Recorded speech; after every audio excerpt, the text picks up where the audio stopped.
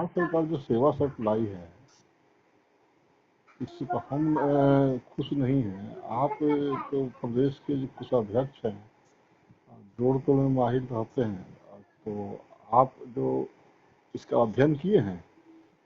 हाँ, इसको तो देखे हैं, लेकिन जहां तक बात है ब्रोज भाई, आप ही नहीं, पूरे बिहार के जितने भी हमारे शिक्षक साथी हैं, कोई भी इस नियमावली से खुश नहीं है। क्योंकि जो हम लोग चाहते थे या जो हम लोगों का आकलन है, उसमें पूर्ण रूपेण जो है सरकार अपनी मनमानी की है, और संगठनों से जो राय उनको प्राप्त हुआ था, उन पर कोई अमल जो है सरकार के द्वारा नहीं किया गया है। ये संगठन को दरकिनारे कर दिया एक तरह से। हाँ, दरकिनार कर दिया। देख ही रहे हैं कि किसी से वार्ता वार्ता नहीं किया, अपना मन से अपना मन मर्जी जो है इसको लागू कर दिया। हाँ,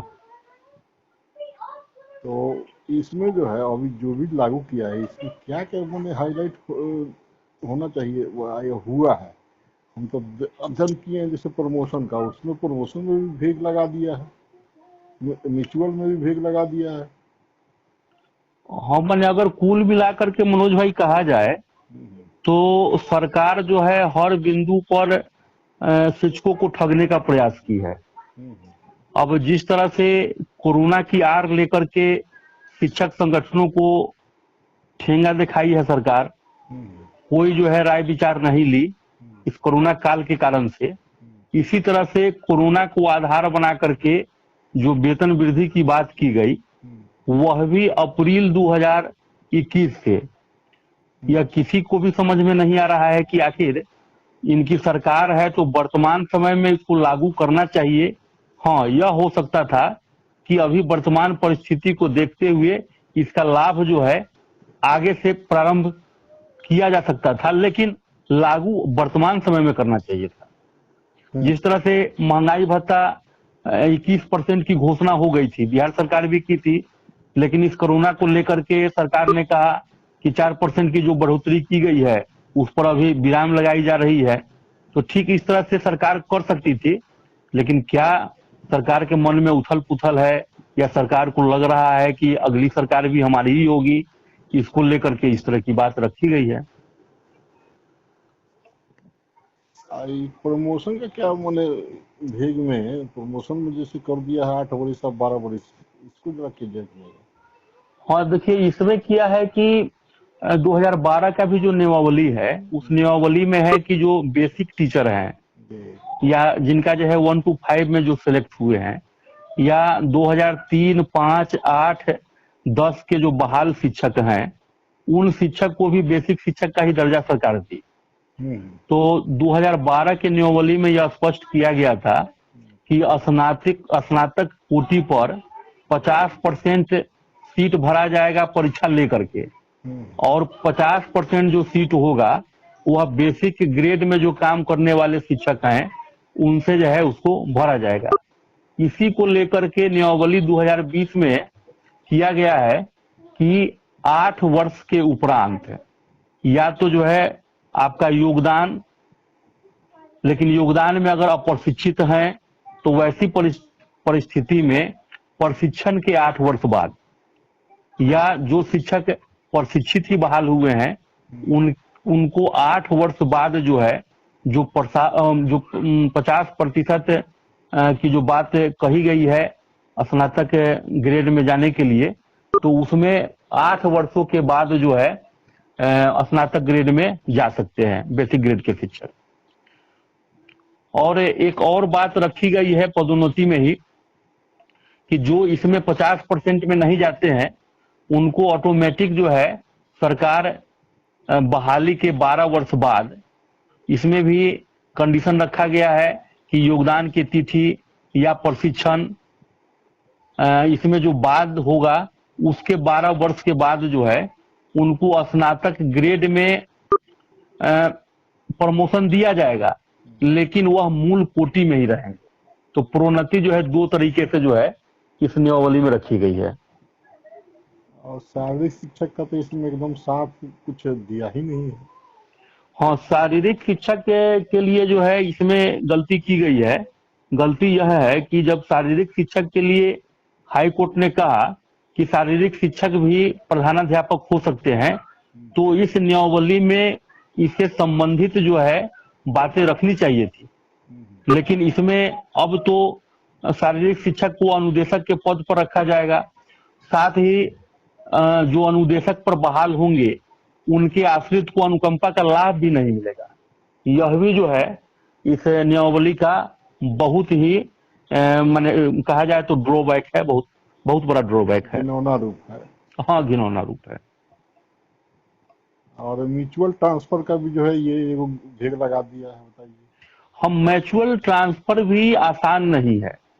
जब 34,540 के पुरुष वर्ग के शिक्षकों को जब म्यूचुअल की बात हुई थी तो बहुत परेशानी हुई। अभी भी लोग जो है जिस जिला में बहाल हुए हैं उसी जिला में पड़े हुए हैं। कुछ लोगों को लाभ हुआ है।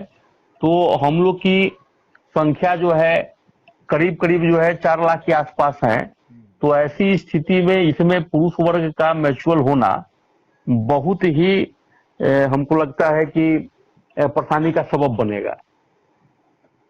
यानी सब ले दे के हम लोग को जो ठगा गया है बुरी तरह। हाँ, हाँ, ठगा ही गया है। अच्छा, ये जो है ठगने के बावजूद भी अभी बहुत सारे शिक्षक इस पर खुश भी हो गए, तो उनको क्या संदेश आपका रहेगा? देखिए मनोज भाई, वैसे शिक्षक जो खुशी मना रहे होंगे तो हम तो यह कहना चाहते हैं कि जब बिहार के तमाम शिक्षक हड़ताल में थे फिर भी कुछ शिक्षक हमारे जो है हड़ताल में नहीं गए। तो जो हड़ताल में नहीं गए वैसे ही शिक्षक खुश होंगे, और नहीं तो जो लोग भी हड़ताल में रहे हैं, जो इस प्रण किए थे कि हम सरकार से जो है वेतन मान लेंगे, पुराने शिक्षकों की तरफ सेवा शर्त लागू कराएंगे, वैसे शिक्षक जो हैं छले गए हैं। वैसे शिक्षक बहुत दुखी हैं। और सरकार सरकार जो घोषणा की है मनोज भाई कि हम 2021 के अप्रैल से 15% बढ़ोतरी देंगे, तो इसमें भी बहुत तरह की बातें हैं। अगर एज ए संगठन जो है अगर इसको कहे तो अगर कोई शिक्षक जो है अभी वर्तमान स्थिति में जुलाई में अगर 24,190 का उनका बेसिक है, तो उनका 15% अगर अप्रैल में जोड़ा जाएगा तो वह 27,819 रुपये के करीब है। और महंगाई भत्ता जो है 17% और 4% आवासीय भत्ता, अगर इसको कैलकुलेट किया जाए और साथ में 1,000 रुपया आपको मेडिकल का किया जाए, तो वैसी परिस्थिति में 34,666 रुपया के करीब आता है अगले साल। हाँ, अप्रैल 2021 में। अच्छा।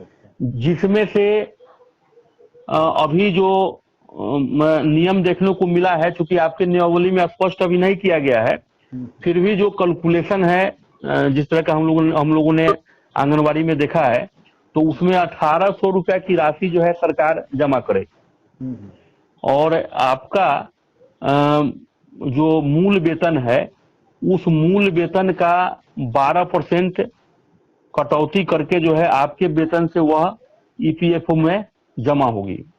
तो कुल मिलाकर के अगर जो लोग कहते हैं कि हम खुश हैं, तो उनको हम बताना चाहते हैं कि अगर ईपीएफओ में अगर आपकी कटौती अगर 2,400 रुपया अगर होती है, तो आपके हाथ से जो है बहुत कुछ लगने वाला नहीं है। आप करीब करीब जो है आप मान करके चलिए कि आप वही 2,500 रुपया जो है 2,500 के करीब जो है आपके पास होगा।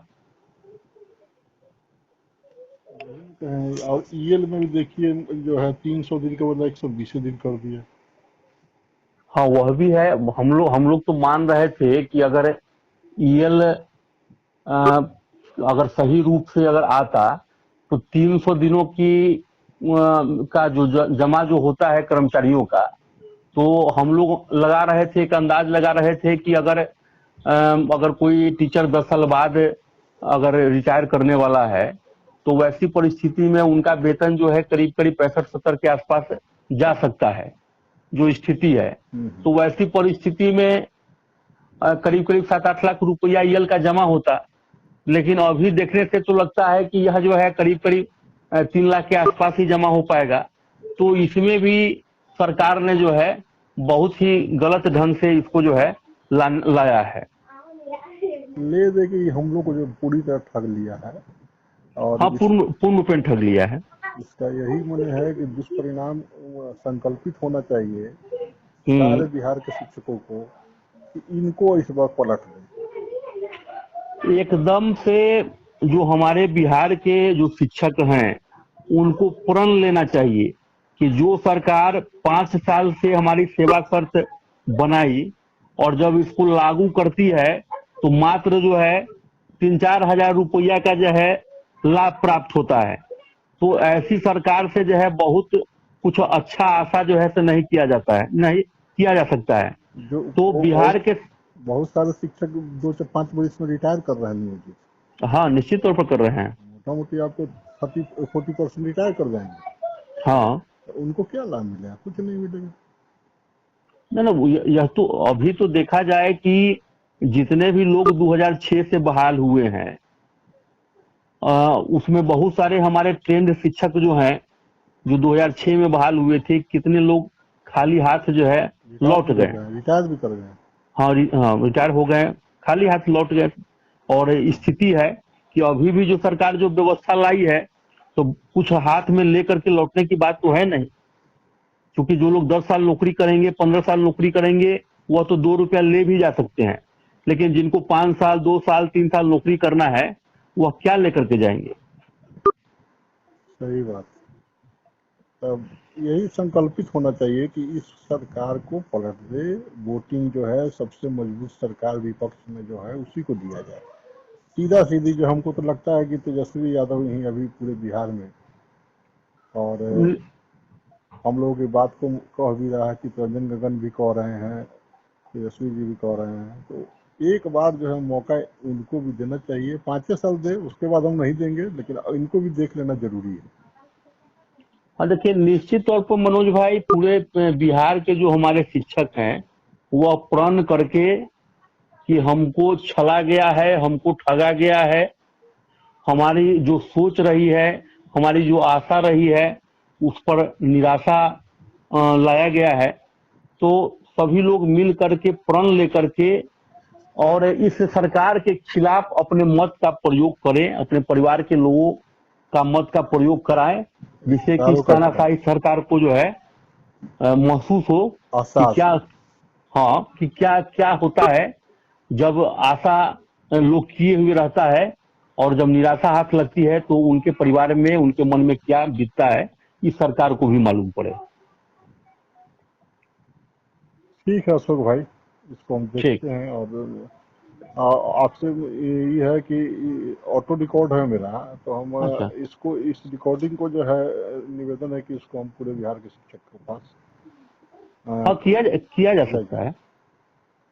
और शिक्षक को जो संकल्पित कराया जाए कि भाई कृपया इस ऑडियो को सुनिए और जो है अपना मन में संकल्प कीजिए कि हमको जो है सरकार काटनी। ठीक है, नमस्कार। ठीक है, नमस्कार।